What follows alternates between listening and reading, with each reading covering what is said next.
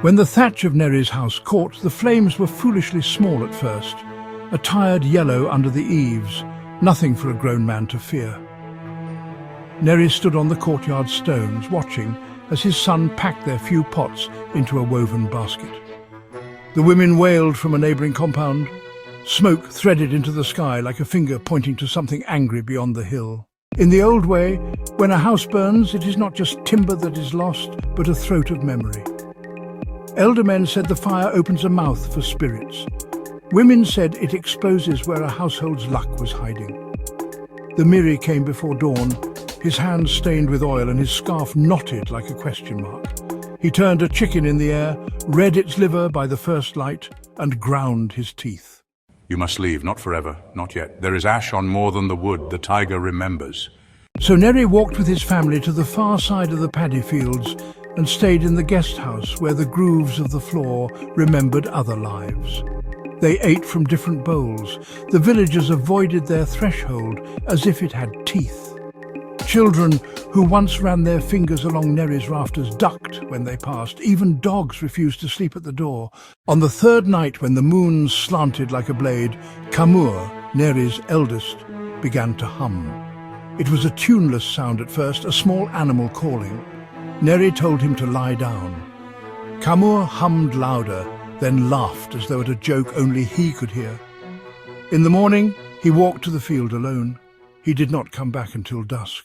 They found the footprints first, 2 sets close together, and then one that looped like a question. The paddy had been disturbed in a place where the water should have been smooth. The rice plants bowed as though some heavy thing had pushed through them. Kamur's lips were split in a smile that did not belong to his face. From then on, the humming climbed through the night into a reed of sound that would not stop. Doors slammed without wind. The Miri returned more often, each visit harder to afford, silver taken out of jars and burned in the fire pit to something that smelled like rotten guava. Each time he read the bones and made offerings, and each time he came away thinner, eyes hollow with the things that listened. At first the food only tasted of iron, then the dogs refused even blood. Neri's youngest, a daughter, began to hold her breath when people spoke of home.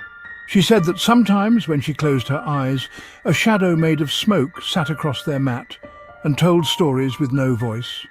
Stories of whole houses swallowing themselves, of daughters stepping into rivers and becoming silvery, of men who walked in their sleep until they could not find the path home.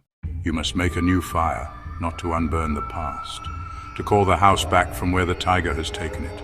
The ritual required a mirror of polished brass, rice steeped for 3 days until it smelled of new bread, and the leavings of the Miri's own shawl, torn and stitched into a knot. They followed his directions with hands that shook. They lit the new fire in the dawn, and the Miri chanted until his throat was raw. As smoke coiled, Neri put the mirror into the embers. The reflection in the brass did not hold his face. Instead, he saw a corridor that was not of their compound, a long house with many doors, and at the far end a shadow taller than a man. When Kamur leaned closer, the shadow turned and smiled, and within the shadow's mouth something like coals glowed. The Miri sobbed and turned the mirror away. We cut a bargain. We call and the tiger answers. But the tiger eats accents of a life. The laugh in the night, the first step across a threshold. We asked for the house. We rekindled what the fire had eaten, and now the tiger wants what is left. That night, Kamur woke the village with his humming. He walked through doors and kissed sleeping faces, and the people dreamt of their children walking through a smoke so thick it wiped colour from everything. By dawn, 3 families were missing a soup pot, an amulet, a child's toy, things that smelled of home. By the 3rd dawn, 3 children were not there at all. The villagers searched the river, the forest, the fences where wild boar came.